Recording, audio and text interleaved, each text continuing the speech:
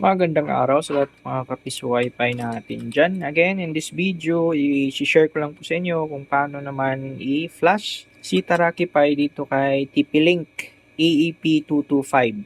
Ang version po nito is version 3. At yun nga, para ma-flash natin si Taraki Pi dito, kailangan lang natin siyang i-on and then kailangan nating i-connect yung ating laptop dito sa PoE LAN ng kanyang adapter. At first step natin is kailangan natin pumasok sa user interface ni TP-Link at i-enable yung SSH. And then, meron lang tayong i-disable sa loob niya para ma-flash successfully yung ating Taraki Pi. At dito sa laptop natin mga boss, first kailangan muna nating mag-static IP. Yung IP po ni TP-Link is 192.168.0.254. So mag-static lang tayo dito ng kahit 192.168.0.2 or any IP na bilong sa subnet na yan. Wag lang yung 254 kasi para yon sa TP-Link.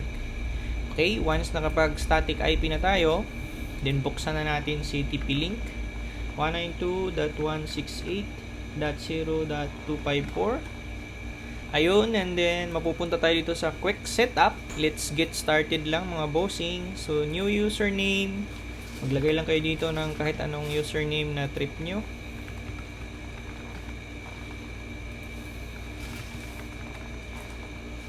And then next. And then next lang mga bossing. And then skip lang natin itong part na to para mabilis. At antayin lang natin siyang matapos. Ayun. And then done lang tayo mga boss.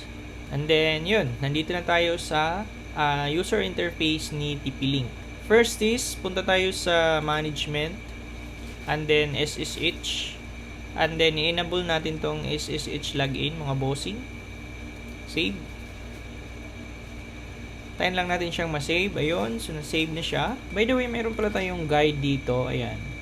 Kung paano i-flash yung ating TP-Link since medyo masilan po siya. So step 1, dapat download nyo po muna yung image dito sa ating website or sa inyong Taraki Pi account. And then sa step 2, yun nga, mag-login ka lang dito sa user interface ni TP-Link. And then nasa step 3 na tayo, which is natapos na nating gawin. Enable yung SSH. By the way mga boss, mayroon lang important na kailangan yung bantayan dito sa status. Ayan, dapat po yung firmware version ng TP-Link is 5.1.11. Okay, and then yung hardware version niya is 3. So, importante po yun. Kasi kung below 5.1.11, possible na hindi po magtuloy yung flashing or magka-problema. And then, make sure na yung device model nyo po is outdoor. Kasi may EEP225 na indoor. Dalawang klase po yan. So, outdoor po tayo. And then, based sa guide, after natin ma-enable yung SSH, so mag-login na tayo. So, gamit lang tayo ng terminal or command prompt kung naka-Windows po kayo or PowerShell. Then, i-run lang natin tong command na to. So, sa Windows, kailangan nyo po munang i-enable yung SSH nyo kung hindi pa naka-enable. Kung hindi nyo alam kung paano i-enable yun, i-google nyo na lang mga bossing. Madali lang naman. So, ang gamit ko po is Mac. So, gagamit ako dito ng terminal. Ayan, and then, i-copy lang natin itong code na to. Copy. Then, i-paste lang natin diretso mga boss. Then, i-enter natin. And then, dito sa Mac, lalabas tong ganito. Maghingi siya ng fingerprint. So, yes lang ako. Okay, and then nakapasok na tayo mga boss. After natin mag-yes sa fingerprint. So, nanghingi siya admin password ng ating TP-Link mga boss. So, sinet natin yun kanina dito sa user interface. So, importante hindi nyo yun malimutan dapat. So, ang sa akin, sinet ko is admin 123 lang. Ayun. So, nakapasok na ako mga bossing. Nandito na ako sa bin. Ngayon, ang next command is ito. Cli client td stop cs something. Then, copy lang natin. Then, paste. Then, enter lang natin mga bossing. So, yun. Dapat mag-success po siya. Once successful na po, based sa guide, upload Taraki Pi firmware. Balik na tayo sa user interface ni TP-Link. Refresh lang natin para sigurado. Refresh ulit.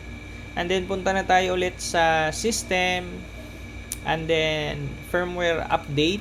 And then i-browse lang natin yung ating Tarakipay firmware mga boss. So hanapin nyo lang po yung latest firmware or kung ano yung na-download nyo po doon sa ating website. Then yun yung i-select natin. And then i-update lang natin mga bossing. Okay. Nantayin lang natin siya na matapos. At napaka-importante dito mga boss. Yan o, do not unplug the device, do not close the browser, do not restart. So at least, antayin lang natin siya at least mga 5 minutes or more hanggang sa mag-success po. Isa sa indication na successful yung ating flashing is lalabas po yung Tarakipay Wi-Fi na SSID. Pwede nyo pong i-ping rin itong 10.0.0.1 once na ping na siya, meaning nag-successful po yung ating flashing. So, antayin lang po natin. So, ayun mga bossing, malapit na po siyang matapos. Mga 1 minute pa lang naman, more or less, yung inantay natin. Ayun, 100% na po siya. Tingnan natin kung mayroon bang SSID na lumabas para sa ating Tarakipay Wi-Fi. Punta tayo dito sa other networks. Ayun mga boss, mayroon nang lumabas. Since dual band po yung ating 225. So, meron po siyang Tarakipay Wi-Fi at saka Tarakipay Wi-Fi 5G. So meaning successful po yung ating flashing. So try nating mag-connect. Ayan. O nawala na yung ating user interface. So try nating mag-type ng 10.0.0.1.80.80.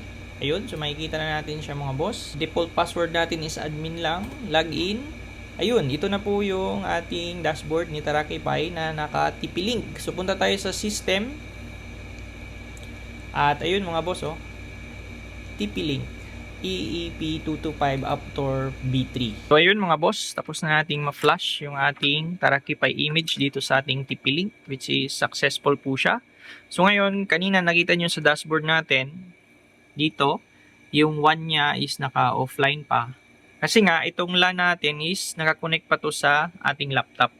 So tanggalin lang natin to and then i-connect lang natin to sa ating ISP, PLDT, Globe, Starlink, then magiging online na po yung ating WAN. And then, yun, pwede ka nang mag-connect dito ng coin slot. At dito sa settings pala, make sure na baguhin nyo po yung Wi-Fi name or SSID. Okay, so yun lang mga boss. Hopefully, magustuhan nyo po yung ating system.